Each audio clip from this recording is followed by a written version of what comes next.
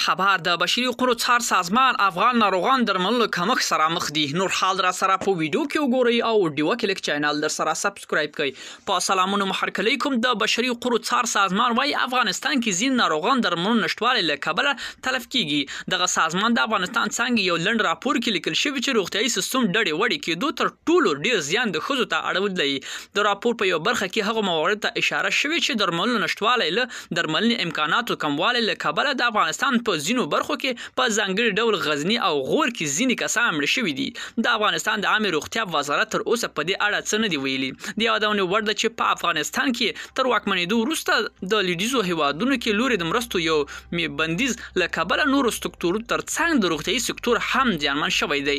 ملګرو دا زموږ چمتو شوی ویډیو که ستاسو د ویډیو په اړه کوم نظر پیشنهاد لري موږ سره په کومنټونو کې شریک کړئ او د لا ښکلو ویډیوګانو لپاره له موږ سره پاتې شئ. تر بیا ښې چارې.